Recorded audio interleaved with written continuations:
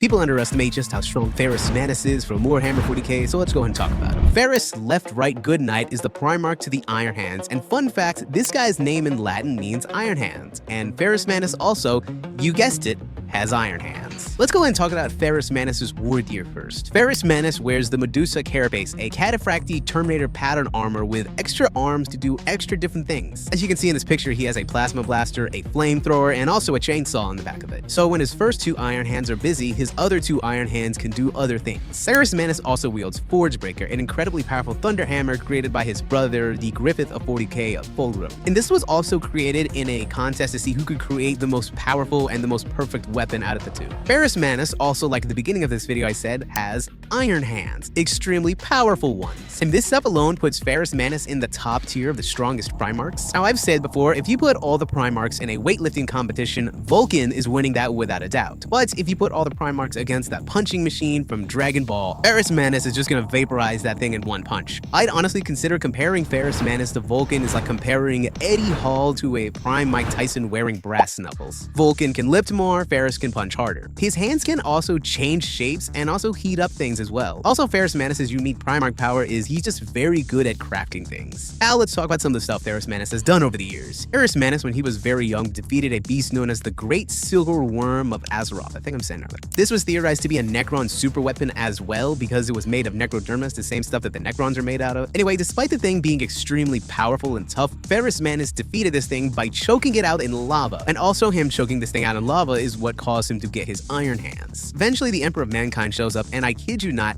him and Ferrus Manus having Dragon Ball Z style battle. And this stuff is so intense, they end up vaporizing a couple mountains, leveling out the whole entire landscape. It's pretty intense. However, eventually the Emperor does earn Ferrus's respect, and he joins the Imperium of Man. Dragonite Khan even once thought Ferrus Manus could have been the strongest Primarch. He even destroyed the blade that he gave to Fulgrim just by grabbing it and crushing it with his bare hands. However, Ferrus Manus unfortunately got ahead of himself during his battle with Fulgrim, and he kind of lost his head in the process. Unfortunately, there's not that much to Ferrus Manus because he was the first Primarch unalive during the 4C, and that's kind of tragic in my opinion because he is a pretty cool character. However, Mr. Horus Heresy himself said that if he had Ferrus Manus on his team, the Horusy would have been a cakewalk. However, this really isn't the end to Ferrus Manus' story. It is theorized that the Emperor took Ferrus Manus and kind of remade him into the chapter master of the Legion of the Damned, basically turning it into 40K's Ghost Rider if you really want to think about it. So now he probably has crazy powerful warp abilities, and he's covered in stupidly powerful warp fire as well. So yeah, I can't wait to see what they're gonna do with Ferrus Manus in the future, but trust me, it's gonna be awesome. But anyway, that was Ferrus Manus, a character who hopefully is gonna get a little bit more love in the future. Comment down below who or what you want me to talk about next, and feel free to give this video a like. Anyway, I'll talk to you guys later. See ya.